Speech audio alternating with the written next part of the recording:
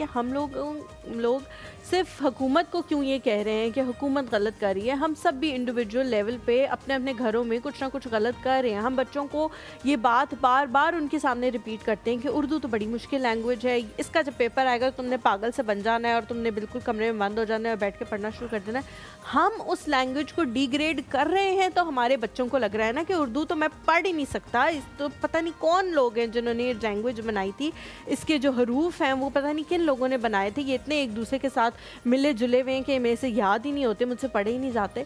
शायद हमारी भी कहीं ना कहीं गलती है, सिर्फ हुकूमत की गलती नहीं है।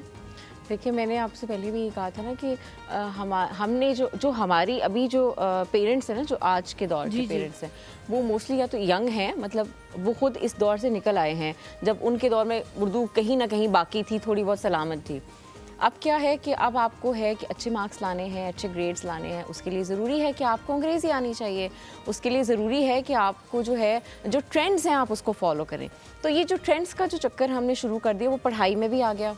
फिर अब आपने क्या करना है जी, आपने क्योंकि बच्चों को समहाउ कुछ अरसे के बाद बाहर भी पढ़ने जाने देना है। फिर आपका जो एजुकेशन सिस्टम है, यहाँ पर आपको तो नौकरी नहीं मिलनी, तो आपने कुछ ऐसा करना है कि आप बाहर चले। मतलब ये चीज़ें ना ये हमारा कम्प्लेक्स जो है ना, इस चीज़ ने हमें बहुत नुकसान दिया। हमने अपनी ज़बान को छोड़ दिया, हमने अपने जो हमारे इवन आप देखें हमारी ड्रेसिंग सेंस जो है, हमने बहुत ज़्यादा वेस्टर्नाइज हो गए हम लोग। हमने ये नहीं देखा कि उनकी कुछ अच्छी चीज़ें भी हैं, वो अपनी लैंग्वेज को भी लेकर चल रहे हैं, वो अपनी जो उनके जो ट्रेंड्स हैं, उनके जो कहना चाहिए ना जो कल्चर है वो उसको रखें। हम उनका कल्चर यहाँ पे कैसे अप्लाई कर सकते हैं, तो हम उनकी ज़बान भी कैसे अप्लाई कर सकते हैं। हमने अपने घरों में भी तो आप देखिए ना क्या किया है। हम क्या कर रहे हैं कि घर में भी हम कहते हैं कि बच्चा अगर घर में अंग्रेज़ी बोलेगा तभी उसको अंग्रेज़ी आएगी। क्यों आएगी अंग्रेज़ी? वो स्कूल जा रहा है तो वो उसने सीख लिया जो उसको बोलनी है। आप घर में उसको उर्दू तो सिखाएं ना। जब मैंने बहुत सारे पेरेंट्स को देखा, वो इतने कम्प्लेक्स होते हैं कि वो बच्चों को घर में भी इतनी अंग्रेज़ी उनको कर दी कि बच्चों को मतलब आप उनसे उर्दू में बात भी करें समझ तो लेंगे, लेकिन उनको समझ नहीं आएगी कि आपने मतलब उनको कहना क्या चाहिए। ये चीज़ बहुत गलत। अच्छा, हमें भी अभी समझ नहीं आ रही कि वहाँ पे पराठे बनाए जा रहे हैं। हेलो मैडम, तुमने बेल लिए पराठे?